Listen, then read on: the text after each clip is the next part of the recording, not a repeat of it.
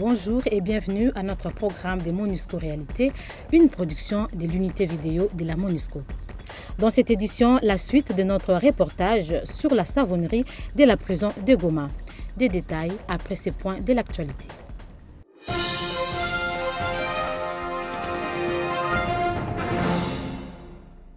Le directeur général de l'Organisation des Nations Unies pour l'alimentation et l'agriculture, FAO en sigle, était en visite officielle en RDC. Jacques Diouf profite aussi sans doute de l'occasion pour faire ses adieux aux autorités congolaises car il quitte ses fonctions à la fin de cette année. La visite a été l'occasion pour le directeur général de la FAO de faire le point sur la coopération avec la RDC et de voir les orientations données par le chef de l'État pour assurer la sécurité alimentaire du pays. C'est un pays qui a traversé des crises qui ont rendu la situation de sécurité alimentaire plus aléatoire. Nous avons à la FAO toujours veillé à être présents. Même pendant les périodes les plus dures, nous n'avons jamais quitté la RDC parce que nous avons toujours pensé que c'est en ces périodes difficiles justement qu'on a besoin de l'appui d'une institution comme la FAO. L'organisation des élections revient à la CENI, non à la MONUSCO. Le rôle de la mission onusienne est d'apporter un soutien à la CENI dans l'organisation de ces élections. Autrement dit, en matière du processus électoral, la MONUSCO n'a pas de pouvoir décisionnaire. C'est la substance de la réponse apportée au point de presse hebdomadaire des Nations Unies relative à la position de la MONUSCO sur un éventuel découplage des élections présidentielles et législatives. Nous saluons l'effort qui a été fait et nous encourageons tous les acteurs pour faire chacun, en ce qui le concerne, l'effort nécessaire afin que le calendrier soit respecté. Maintenant, découplage ou pas, la décision ne nous revient pas. C'est une décision qui est du ressort de la CENI.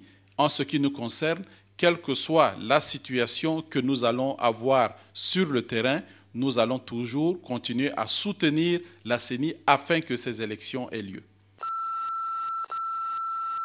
Amani Léo, Yetu Amani, Point d'Acier, Djouampia 2, ce sont autant d'opérations que mènent les forces de la MONUSCO, des fois conjointement avec les FARDC contre les rebelles et autres groupes armés qui indisposent les populations civiles de l'Est. Ces opérations entrent dans le cadre du mandat de la MONUSCO, à savoir la protection des civils dans le cadre du chapitre 7. Dans les Grands Nord Kivu, l'opération Yetu Amani, autrement dit Notre Paix, a été lancée en fin juin. Les opérations se font avec l'établissement de 4, ce que nous appelons des bases de combat. Donc nous avons établi 4 bases de combat.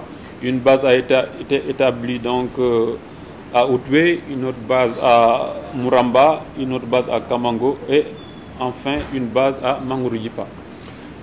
Les forces de la MONUSCO, à partir de ces bases, font des patrouilles de sécurisation, interagissent avec les autorités locales pour les sensibiliser et puis pour également les amener à mieux prendre en compte les populations.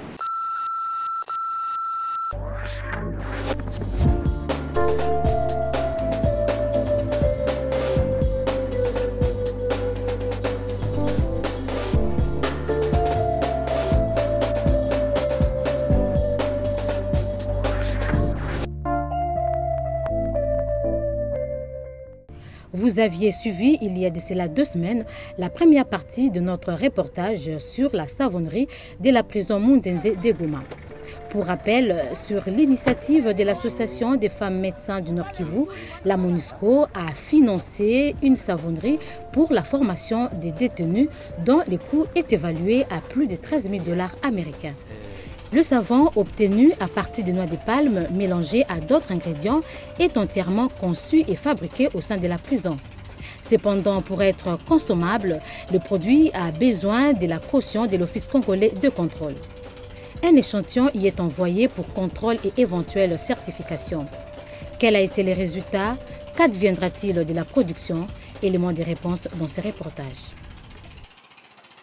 Oui, je disais que ça, c'est le moment qui détermine la qualité de notre savon. Donc, notre soude ici est très concentré. Nous venons de mettre le dacimètre qui vient de nous indiquer que la solution est concentrée à 45. Alors nous devons diluer pour arriver à 30,5. C'est là la concentration du soude que nous utilisons pour notre savon. Maintenant, nous continuons à diluer cette solution pour arriver à dacité 30,5. Avant, quand on a mis le dacimètre dans la solution que nous avons récupérée du fût, la concentration était à 45. Quand j'ai ajouté l'eau, j'ai dilué progressivement la solution. Maintenant, elle est à 30,5. Donc, c'est la solution, c'est la dacité prévue pour notre savon. Alors maintenant, on commence le mélange de la solution de soude caustique avec l'huile pour faire la pâte de savon.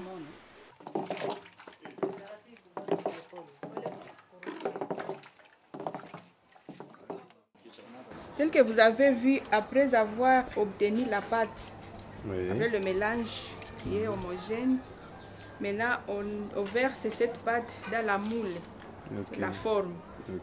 Si on avait une quantité suffisante, la moule serait remplie et on obtiendrait un bloc qui pèserait comme 90 kg. On laisse reposer cette pâte pendant 48 heures dans la forme. Alors on reviendra à la 48e heure pour récupérer un bloc. Ça va continuer. Là, ça devient déjà du savon. Oui, c'est déjà du savon. Ça va se refroidir, ça va durcir et directement à 48 heures, on va obtenir le savon. C'est ça les savons produits là. Je vais essayer de...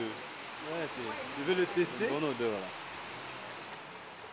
Et on doit encore donner certaines recommandations. Donc le poids varie.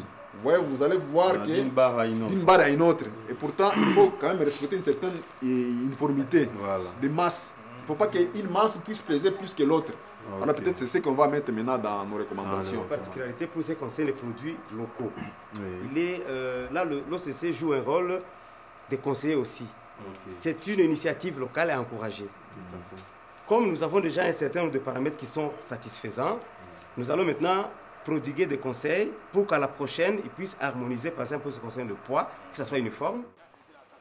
Nous avons effectivement reçu cet échantillon, votre échantillon, et nous pouvons déjà vous féliciter parce que les résultats des analyses que nous avons effectuées pendant 2 jours, 3 jours, disons, montrent que le savon est conforme. Il est satisfaisant aux exigences. Et nous encourageons donc cette association des femmes médecins, c'est ça, qui travaille avec les détenus de Goma. Bravo d'avance. L'encourager. Et il y aura quelques petites remarques pour l'amélioration quant à l'avenir. Et ces remarques seront couchées en annexe du certificat de qualité OCC. Merci beaucoup, monsieur le directeur. C'est très encourageant pour vous.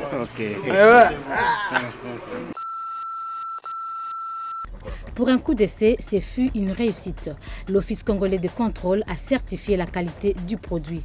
Grâce à cette certification, toute la production a trouvé un acquéreur en la Croix-Rouge locale qui la redistribuera aux mêmes détenus.